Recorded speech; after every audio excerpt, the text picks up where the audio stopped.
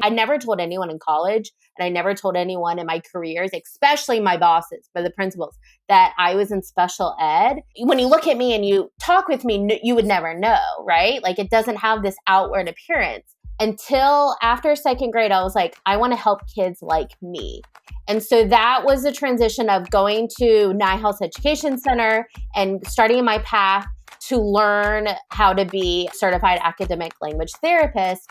I did have some very emotional moments going through Nyhouse's basic language skills because I truly feel like that is when I learned how to read. This is Megan, owner of Dyslexia On Demand. And I'm Eryn, owner of Advocate to Educate. And we are the Don't Call on Me podcast. We are here to talk about dyslexia, to remove the stigma, to hear what families really go through, and to share their stories. In both of our businesses and personal experiences on a daily basis, we listen to people telling their stories. Many of heartbreak, many of struggle, but most all have a silver lining, even eventually. It's all about the stories. The more we share, the more we realize we aren't alone and we are a community. No, a tribe standing together. Today's episode is sponsored by Advocate to Educate. We help parents navigate through the confusing maze of special education in public schools in California. We support families starting as early as preschool through 12th grade, creating individual education plans to support the specific needs of your unique and amazing child. To learn more, go to our website, advocate2educate.com. Today's episode is sponsored by Dyslexia On Demand. Dyslexia On Demand uses only the highest trained dyslexia therapists, and it's all one-on-one and individualized to your child's needs. The best part is that it doesn't matter where you're located because it's all virtual. Visit us at dyslexiaondemand.com to learn more. Welcome back, listeners, to the Don't Call on Me podcast. Today we have Mallary as our guest, and we are super excited to introduce her. So Mallary, can you tell us where you're from? Hi. So I am in Houston, Texas, but I'm originally from the Metro Atlanta area. I've lived in Houston for about 12 and a half years.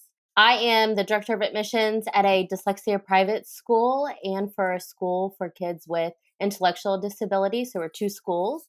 And I've loved it here. Houston is home. Awesome. So let's start with why you want to be on this podcast and a little bit about your story. How can you relate to the name Don't Call on Me? Well, because I didn't want to be called on. So I'm someone with dyslexia. So not only do I know Megan just from volunteering in the wonderful dyslexia community, but when I heard about this podcast, I was like, what a creative name that's going to really reach such a big audience because I know exactly how that feels. It's something so simple, right? And I think it gets overlooked as the why behind it. But my story really starts when I was really young. I'm the oldest of three girls. And so my mom didn't have any other kids to compare myself with. But teachers were just saying, like, she's special. There is something like, and so long story short, I got diagnosed in second grade after my mom, who advocated, I got tested in the public schools. But because Georgia did not say the word dyslexia, it came out as specific learning disability in reading. Now, everything that I know now, I look back at like my IEPs and scores, and it's funny because back then it was the pink carbon copy that came. Yes. Oh my gosh. How great. And you have to look at it really carefully. And there was even a note like from a teacher from like a report card that said like, if you take the words out of the math problems, Mallary can do it. I'm like, if that doesn't scream dyslexia, right. I don't know what. Right. So I want to go back to, and our listeners really gravitate towards the emotional side of things. And that's something that's near and dear to Megan and my heart. We really want to shed light on the experience and the emotional experience of that little second grader. So tell us, what did little Mallary think of herself? And share with us what did school feel like to you when for as far back as you can remember? What did it feel like? So first of all, Mallary in second grade is definitely not the Mallary like I am today. So I threw up every single day for the first week of school from first grade to fifth grade. But back then, I got my accolades from being the good girl, by being the golden child. And so, because I wasn't going to get my accolades from academics, and that's why I had so much anxiety that first week of school, because I was going back to a place of failure. Now, I will say I didn't associate the word failure. It was just like this, like, I became very close with or I guess like a homebody where I was very close with my mom, and like some people probably would have said it was separation anxiety, but they didn't understand that it was school, it was academics. And still to this day, like if a child like throws up or something, you have to call mom, right? And that's usually you have to go home. My mom made really good friends with the nurse and the counselors, like she's going to be okay. Then I was on a behavior plan for my anxiety. And so I became really close with the counselors, and the behavior plan was how to keep Mallary in school because of my severe anxiety. So my youngest sister and I are 6 years apart. I would take a little picture of my baby sister with me, and the plan is that I put it on my desk, and they told me, just think about what you're going to tell your baby sister about your school day. And I will never forget that. So I just held on to her baby picture, and that was like part of my like behavior plan. And I put it in quotes because you have to consider that all behavior plans are not based off of negative, like violent, aggressive behaviors. Oh, of course not. Mine was anxiety. And they weren't actually treating the anxiety and looking at, yes, I wonder why. Yeah. They're like, let's just hold her hair back while she vomits. Right. And then scoot her, like pat her little tush and say, look at your baby sister. Swallow that. Feel like, okay, you got it out, swallow it. And like, how would you keep a calm, collected face when you have to go home and tell your baby sister and be a role model for her? Right. Like that makes me so angry. And clearly it's just so disheartening to hear that your anxiety was so triggered as a result of the having to face that peer mirror every single day in your classroom with the kids. And I mean, we all know that's really what the core of it all was. So it's just so sad that you had to endure that. It was a snowball effect is the best way I can explain it. So like I would go to a party, and if it was like a spend the night party, like as I got older, like third, fourth, and fifth grade, I would then leave right before everyone would go to bed, and I would be sick. And then also field trips. I remember like going to the Chattahoochee Nature Center because we were really close from Atlanta, and not wanting to participate in anything and holding my teacher's hand the entire time. So it just got really bad. And like, yes, Megan knows me. And for anyone who knows me, like I've lived overseas. I've lived by myself. Like I am not the person that second grade. Yeah, you were in survival mode. I mean, and also being coached really inappropriately. So, it just goes to show what happens in our schools, unfortunately, and that they're not even sophisticated enough or weren't at the time to be like, I wonder what's going on. Well, I was going to say, I do recall having only good memories of my teachers. Like, I do know that there's some kids and some adults that have negative experience, like their teacher called them lazy or dumb. I never had that. It was just, they were untrained. Like they had no idea. So like you said, they're like holding my hair back. They're like patting me on the back saying like, it's going to be okay. So I've never had a mean teacher or an instance where I felt belittled, but they just had no idea. But I think that's the core of what we actually try to say and communicate in this podcast all the time. And that is that, teachers are paid dirt. They are there because of the fact that they have a passion and a love for your child. The entire reason that they are there is because they have a passion and a love for kids, and they love your babies. The problem over and over and over that we see is they are just not educated in dyslexia. And really not just dyslexia. I could go on and on. Structured literacy, we could go on and on. Right? Oh, yeah. But at the core of it, they love your child and they are trying to do their best. The problem is their best isn't fitting into the box that it needs to be. And so that's kind of where that problem is that so many, I just think that that's a common theme, and it's not the teacher that we're supposed to be pointing at a lot of times who is at fault. It's really the bigger system, You're exactly right. I mean, I would ask my mom, like, when she would advocate, like, she didn't know the word dyslexia. However, she learned about it because if anyone knows about the city of Atlanta or Metro Atlanta, there's actually a lot of dyslexia schools. And there was one down the street from me, but my parents didn't have a lot of money when I was first born. Like, that came later in life. Like, my dad did well. But so that wasn't an option. But she started to kind of make the connection, like the kids that go to those schools, I think, are like my daughter. But because we had this formal diagnosis that didn't say the word dyslexia, right, and she didn't have the knowledge or, someone to go to say, what does specific learning disability - reading mean? Like, is she just, and also I forgot to mention this, they would label me as a late bloomer because I was really petite. And so they were just like, oh, she's just a late bloomer. She tries really hard. Just wait, just wait, just wait. Yeah. And it's like, I can't remember who said it. One of you said, it's almost like the wait to fail method. And again, they didn't have like, they didn't look at it as like, we're going to wait for her to fail. It was just like, let's just give her more time. But now we're more educated on how negative that waiting time is. Our kids can't wait. And I always say, like, adults need to get their, together, because we can wait, but our kids cannot. Right. And really what we're referring to isn't second grade. We're even referring to first grade. Like, that intervention has to have started earlier, like kinder, early first, because we have a lot of research that shows that if we don't do it then, they're still going to be struggling in fourth grade.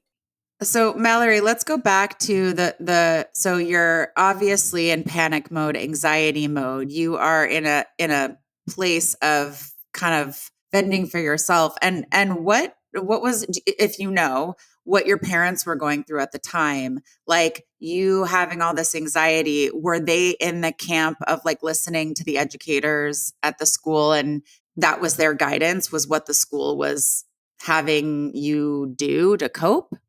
Yeah, so I'll break it down to my mom and my dad, and then also my sisters. So my mom, she was a stay-at-home mom. So she was PTA president for several years, did book publishing at my school. So she was a district translator. So all to say, she was very involved. So yes, she really trusted my teachers. And because I loved my teachers, I didn't have a negative experience. Like, she just took to heart like what they're saying. And she actually has more memories than I do about so-and-so teacher did this for you. And like, they recommended this tutor, and the tutor that I had, Miss Hoffman, which I love to death to this day and still keep in touch with her. She wasn't trained formally in structured literacy or dyslexia or anything like that, but she knew how to give me tricks and tips. And now I understand, as like a dyslexia therapist, like the correlation of someone who doesn't know their math facts well, that's on the language side of the brain. And so she would give me tricks to learn my math facts. And so again, a lot of people are like, see, that's not reading. It's like, well, no one knew that it was like, there was like a correlation there. So between like the teachers and like that tutor, that was my mom's source of information. And then for my dad was just that very traditional, like telling my mom, like, just tell me what I need to do. Like, I need to pay for a tutor. Okay, I'm going to work hard, and I'm going to pay for these services for my child. Like, just tell me what I need to do. So I always remember him, as an adult, I see the sacrifices that they made so that I could get all the extra help, because I also had speech services when I was little. And then I had a tongue thrust, so I had to go through myofunctional therapy. I was special. No, you were the perfect storm. And there's no, I mean, we are what we are, and we're beautiful creatures. And unfortunately, some just need more than others. So, okay. So when would you say your insecurities were at its worst with this experience? Of course, middle school is like a whole new level. And then there's another layer when I got denied services going into high school. So they, in 8th grade, knowing that I was transitioning into high school, they denied a reevaluation, but it says, due to the mother speaking another language, it would provide Mallary an unfit testing environment. So we're denying a reevaluation. And I asked my mom, and I was actually tearful, like calling her up. And I was like, how did you respond to that? And she said, that was them telling me, we don't know how to help your child anymore in high school. Like we don't know what to do. And that was their loophole. Now, of course, that's like a huge lawsuit, but my mom was just like, what am I supposed to do? Fight for something you don't have or you can't provide, or you would make it up and make it worse. So I had no accommodations. And so you guys talked about survival. I cheated in high school. Like I literally had to survive. Eryn will tell you all about her cheating in high school. I mean, have the craziest, like, okay, let me see if I can top you real quick. Did you climb on top of a 2-story building and climb into the hatchet and go into your Spanish class? And I was best friends with the USB president who had all the keys to the campus too. So thinking back, I'm like, why did we climb through the roof? That being said, whatever. But yeah, I mean, that's, I would go to jail now if I did that. Yes, seriously. You'd be on the news right now. Yeah. 100%. So great links. And my best friend is an avid reader to this day. And I would write papers on the movies of whatever books it was, because I was never going to read the book. And then my best friend would read my paper right before I had to turn it in. And she'd be like, this didn't happen. And I'm like, I'm turning it in anyways. I'm just doing it. So I've been there, done that. So some similarities. One, never climbed anything, mostly because it's probably afraid of heights. So I'll blame it on that. But it was Spanish. Spanish was the class, which is ironic because I had a bilingual mother.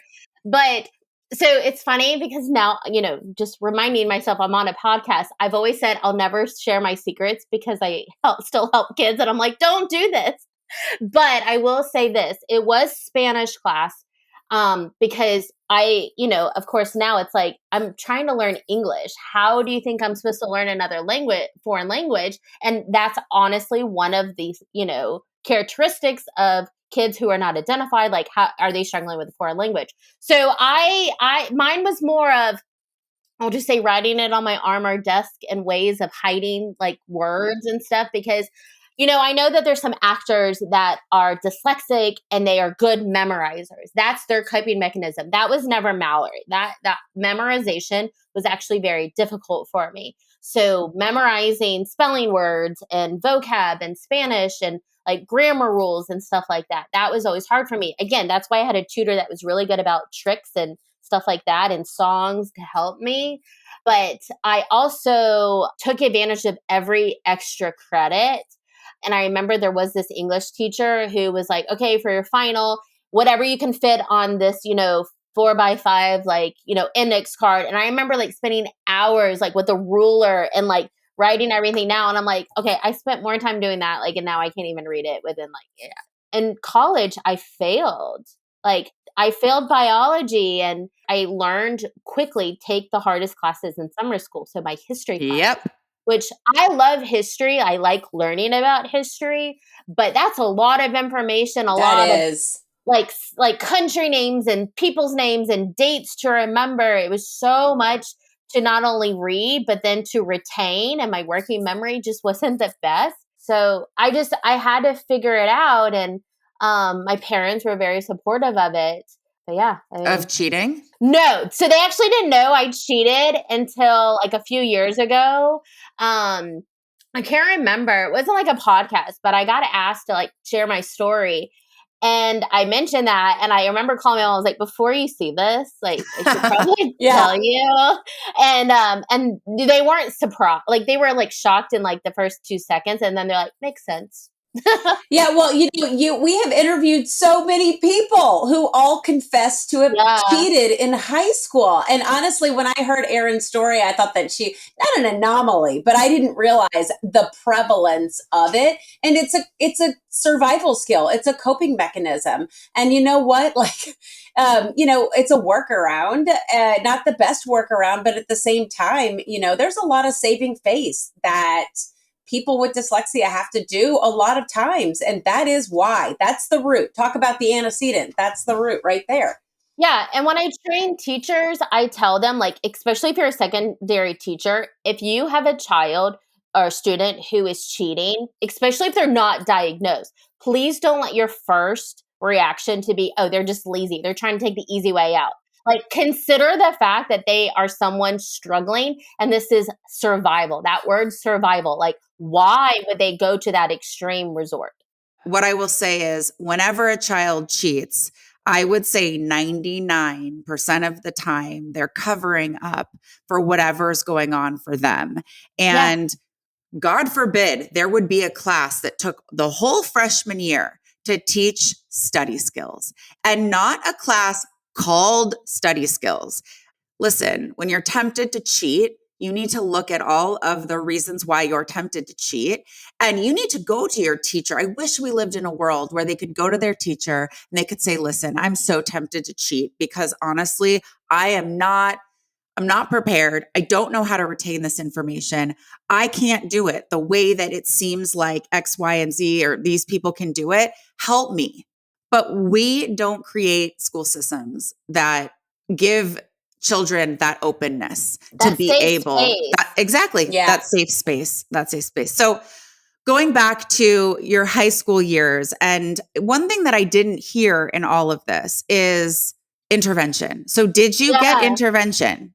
No, so I got resource. So again, the word dyslexia was never said. I was in special education. I was in resource class. So I went to resource for reading, but they did not do it by ability group. So there was this, actually, I remember very vividly in my elementary years, this big room, and they had like single desk, and they would put us in a circle.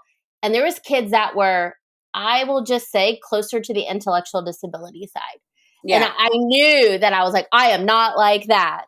And so they would just give packets, and they thought more practice. This child just needs more practice, and not, again, like she doesn't know how to do it. Like she needs And again, some maybe tricks and, stuff to mask it, and that were temporary. I always say, like, kids in like a regular school, like public school, even private school, like they have different teachers every year. So that one teacher is like, oh, she did it. And then, but the longevity, like that was such a short-term like support. And then I was in resource for math, because second grade, then you go into third grade and it's more words in your math problems. And again, that's why it's so like ironic that one teacher wrote in my report card, if you take the words out, Mallary can do it.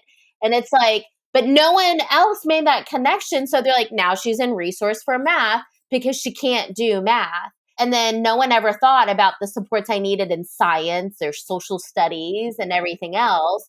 So there was no intervention. And then in high school, like I said, like in 8th grade, they denied the re-eval, which means I had no more IEP. I only have IEPs from 2nd to 8th grade.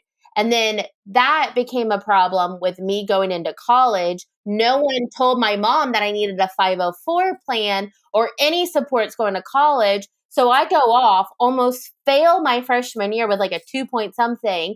And I go my first semester, I go to the Office of Disabilities, because at that point I'm like, I have to self-advocate. And like, so I go and they're like, sorry, we can't do anything for you. And that was it. End of discussion. Yeah, because you didn't have a re-eval. You didn't have, now we don't have anything. And that's so scary that whatever you had before just completely went away without any documentation and not knowing to fight for it at that time too. So I want to ask you, because I know what you do as a profession now. So she is a dyslexia therapist. She's a certified academic language therapist. Did that experience, everything that you went through in life, I would assume that is what made you choose your path. Did you know that always? Was it through some trial and error? How did you get there? And is that once you learned all of, structured literacy and everything to do with being a CALT, did that help you with your kind of self-intervention? Yes. So my 5th grade teacher, so Mrs. Warner, shout out to you, Mrs. Warner.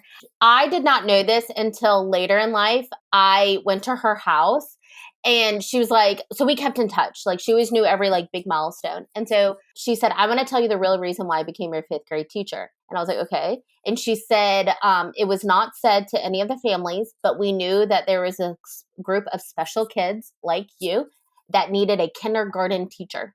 And so they took her from kindergarten and made her a 5th grade teacher to help with foundational skills and that very nurturing and compassionate way that she is. Not to say that 5th grade teachers are not, but just knowing that like that kindergarten knowledge, instructional like knowledge, but also like the heart that she has for 5th grade. So yeah. So now I'm like, oh, my friend in 5th grade, like you maybe like, it's funny now because now I'm like rethinking, but she is the reason I knew from 5th grade, I want to be a teacher. That was it. I knew I wanted to be a teacher. So fast forward, I go to college to be an elementary school teacher. And we didn't learn about like learning differences or anything like that. But then I start my career and I'm a really, really good kindergarten teacher. And I'm like, wow, I got something. But of course, I still taught some parts of balanced literacy, but I also taught or investigated, like I was asking questions. So taught kindergarten, taught first, I taught second. I was like, wow, I'm really good. After teaching 2nd grade, I had a class of kids that had learning differences. And I said, you know what? I'm someone like I didn't tell people as an adult that I probably should have started with that. I never told anyone in college and I never told anyone in my careers, especially my bosses, but the principals, that I was in special ed because I don't, when you look at me and you talk with me, you would never know, right? Like it doesn't have this outward appearance for dyslexia. Until after 2nd grade, I was like, I want to help kids like me.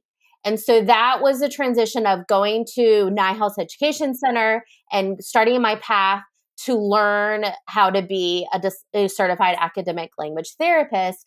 And I did have some very emotional moments going through Nyehouse's basic language skills because I truly feel like that is when I learned how to read. So in my early 30s, like things started to click and I was like, I feel more confident in my spelling. I feel more confident reading like scientific books. I can read articles now without like, and still I do to this day get nervous on reading aloud. So like it doesn't happen a lot, but like staff meetings, like, they'll give us an article and like they'll do like the round robin. Like, why do we still do that, by the way? And I would be like, okay, so that teacher and then me, okay, I'm the 4th paragraph. And I'm like not listening. And I'm still in my 30s rereading my paragraph and to hope to God that I pronounce these words right. So again, that does not go away. So hearing you say that you're a dyslexic, now you're a CALT, and clearly the whole process of being a CALT, you know what you're doing. Like I have looked into that for myself. I know that you know what you're doing because you can't be a CALT without knowing, right?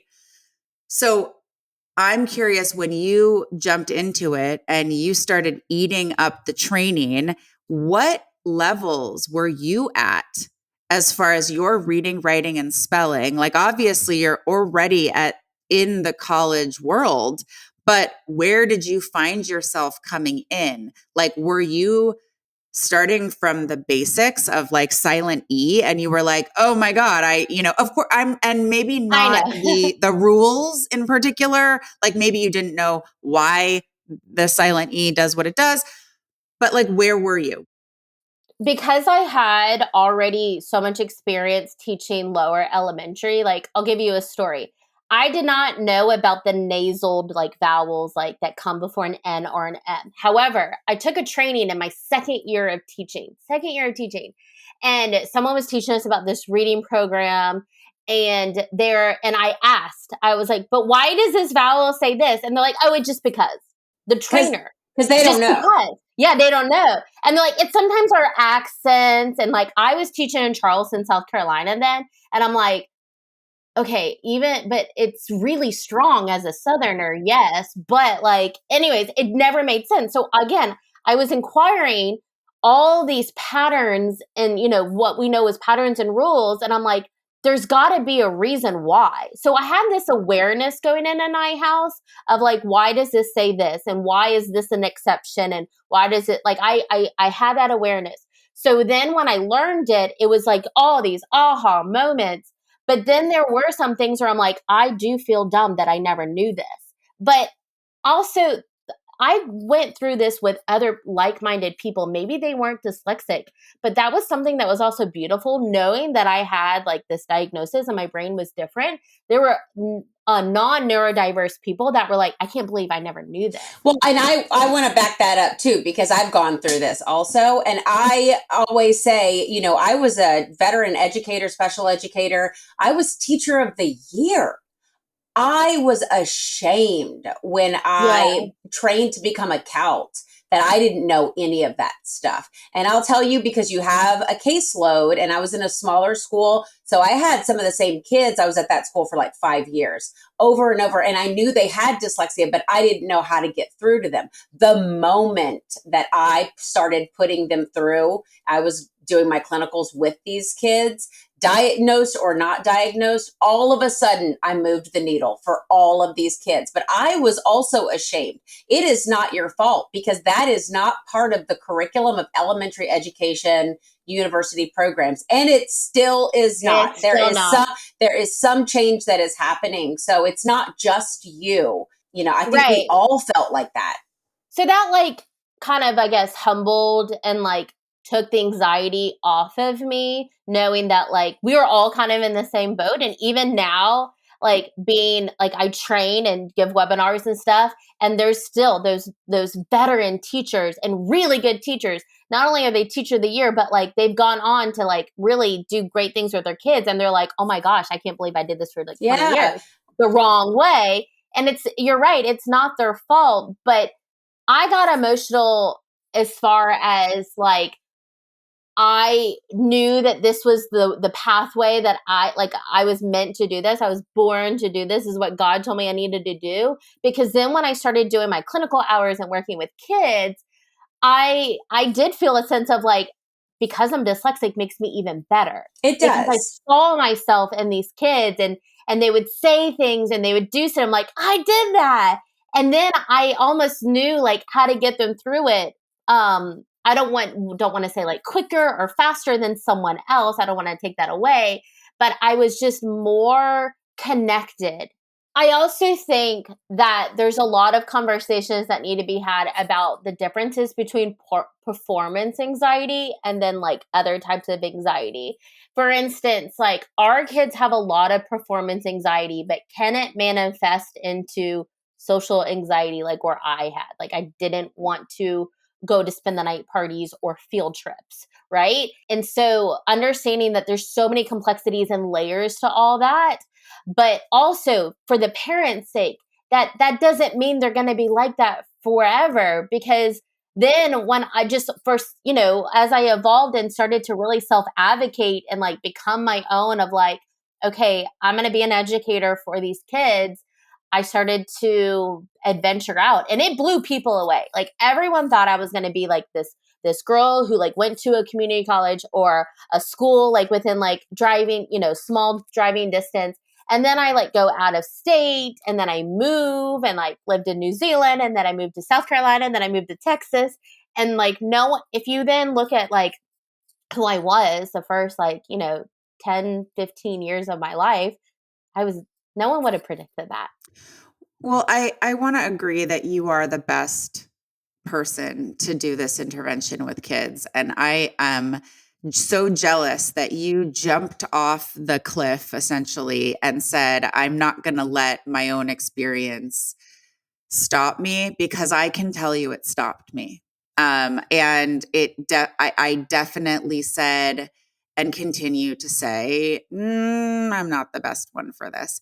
Now, I obviously, in my professional career as a special education advocate, I help in other ways. But I will say that that's still something for me that I fear. It's kind of like in my field, there's a lot of like, oh, just go be a lawyer, go back to law school. And in my head, I'm like, law school? Like what?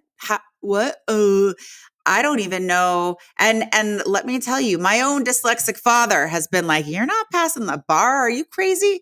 And it's like those conversations where it's this fixed mindset. Yet I know, and despite if I said I'm going to law school, I don't care what you say, Dad, I'm going to do it, he would change his tune around and be like, of course, yes, you can do it. Of course, you can do anything.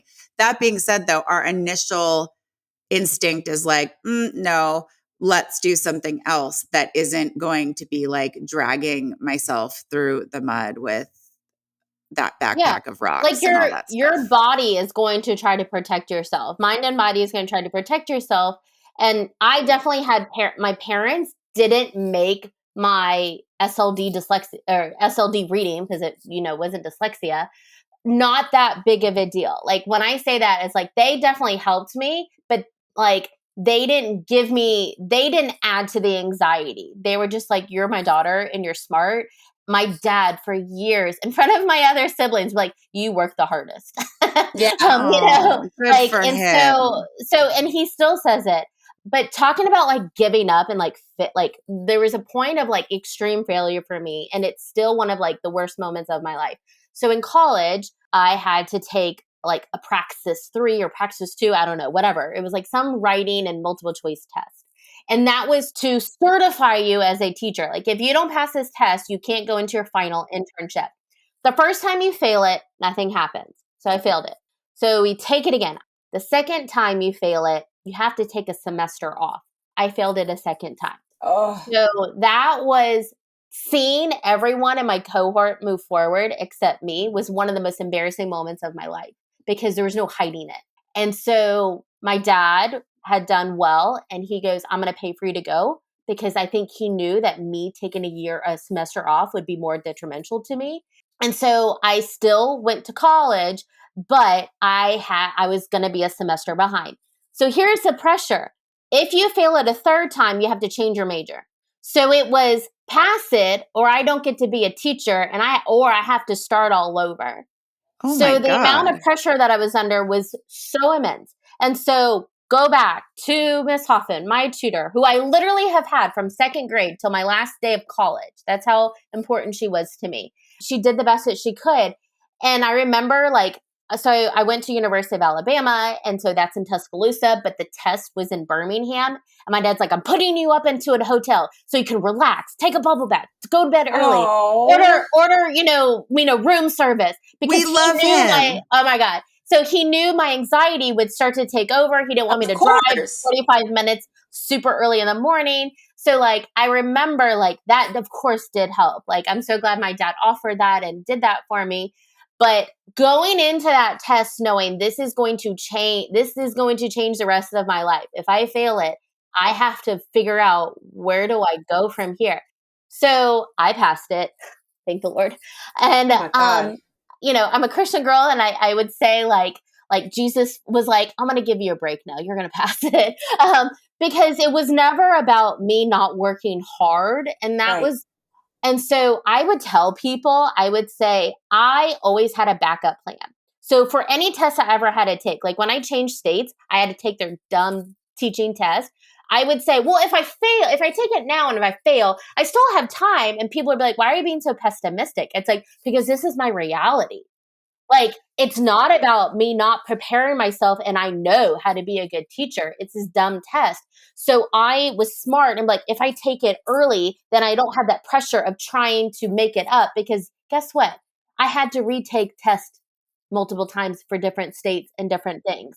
And so it was a balance of being positive, but also being realistic. The realistic piece is what it goes back to. If we actually taught our kids this is how your brain works, this is how you need to study, and be practical about it.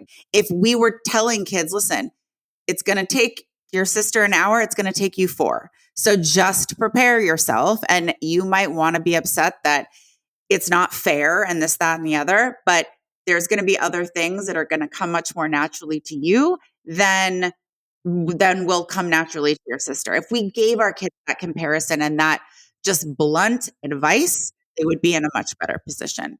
Now, talk a little bit about what you do professionally now in the different settings that you work in, and what advice you hear yourself giving the most often in your professional journey right now. So, I am a certified academic language therapist, licensed dyslexia therapist. So I have kids that come to my home, or I've seen them on Zoom, but I don't do intense intervention because I do have a full-time job. And so I do a lot of progress monitoring. And honestly, I like working with the older kids. Because I do like we talked a lot about study skills, like truly teaching, not providing this like extended time to just do your homework. Like, here's how to break down something. Here's how to understand it. So I really have like that. So I do that, and that gives me my like time with actual kids. And then I am the director of admissions at the Briarwood School and the Tuttle School. And I absolutely love that. And what makes me really good at that job is we have to do an evaluation review. And so when I look at these evaluations, I can almost like, I guess, read between the lines and like understand the interpretations from the evaluators and really see them as a person. I will say, like, the biggest compliment I get is when parents call me and they're trying to navigate like how to obtain an FIE through the public school, or they don't understand like their own child's disability. There's some misconceptions that it's not their fault, right? And we'll hang up and they say, I have talked to so many people, and for the first time, I feel like you've really, truly helped me. Yeah. Like, that's like the biggest compliment. And I really, truly think it's because I have the personal like background, the lived experience, but also as a classroom teacher and then as a therapist, because yes, there are CALTs that have never taught. And I'm not saying that they're not as good, but I just have different experiences to help me to understand. But to know that I'm one of the first people to say your life's about to change for the better is like amazing. All of your life experiences all led to that. And it's funny, Mallary, I don't think that I've ever had this direct conversation with you, but I feel the exact same way. I love being the front line of defense for that parent and helping to walk them through and making them say, look, I got you, and I will help you to understand whether or not you work with us or not. I don't care, but I just want to help empower you to understand your kid, to understand the experience. So I love that you're in that position there and that you do that for parents. I think it's awesome. So at this point, you've shared so much about how you engage with your parents and students that you're working with. And I can't thank you enough for continuing to push forward in this world and advocate for our families. If there was one lasting message you would like to get out there to our listeners, it could be for the children that are listening, it could be for the parents. What do you want them to know? So I'll just say, if it's to the family itself, is to really lean on each other. Like, when I think about my family, my dad played a specific role. My mom played a specific role.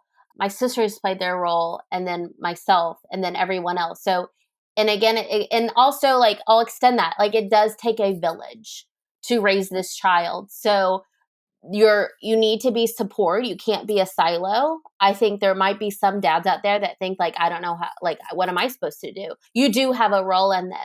And moms that are like, I'm not equipped to know. Well, then you have a community that you can reach out to. So I think just like strengthening your immediate family and then your community as a family, because I think that's what my mom did. She did the best she could. She trusted my teachers and they were so loving. Like I said, I have no bad memories, but it is what it is. But it made me get stronger as I got older. And then for the individual with dyslexia, there is a community. And I love the fact that now we're in a day and age with technology that have podcasts that even like young kids can listen to and be like, oh, I'm not alone. So I just think family is, and like leaning on each other is so important. And I think everything just kind of like falls into place because you're not alone, and you need to be able to speak up and say, yes, I'm someone with dyslexia, I need help. And also, hey, I'm someone with dyslexia and I'm still really smart. I love your advice about building a community, both internally and then externally too, because there are so many resources out there, and there are so many parents and children and individuals walking that same walk, and connect into them to realize that you're not alone, which is obviously such our mission here. But I think I also love your advice because it's different. This is the first person who has said that. And it's not unique necessarily, but it's just, I think, something that everybody needs to hear, but it's not the first piece of advice that like I commonly is shared. So I think it's so strong. And I just want to quickly add that, as a family unit, no matter what your unit is, whoever you're coming home to on a daily basis can make or break and add to the experience negatively or positively. So it's important that siblings understand what the child is going through in a way that makes sense to them, so they are not teasing them when the child's so stressed out about homework. And a dyslexia simulation can be great for your entire family. So if you're listening and your whole family needs that simulation, reach out to us. We will provide it. Just so everybody knows, Dyslexia On Demand does 2 free ones per year, usually in February and October. And we also have a video it on YouTube. I will tell you it's probably our highest viewed video because a lot of people are watching that even if you don't do it live, you get the gist of it when you watch that experience. But I think doing it in person is like so powerful. We've had so many parents cry, actually. Like, I didn't realize how hard this was for my kid. So it's definitely a pivotal moment. But thank you, Mallary, so much. I think you have given so much great insight. You have fabulous charisma. I think that I appreciate so much that you are in the role that you are who you are, and all the advocacy work and support you're doing for parents. So thank you so much. Thank you. Well, I appreciate the two of you and having this platform to hear more voices and you are strengthening that outer, the outer family, like the community. And so thank you to you both. Thanks for spending time with us on Don't Call on Me. If today's stories touched you, please take a moment to follow us on social media and subscribe on YouTube. Extend the impact by sharing your story at don'tcallonme.com. Your experiences can foster understanding and strengthen our collective voice. Let's keep making a difference together. We look forward to having you back for the next episode.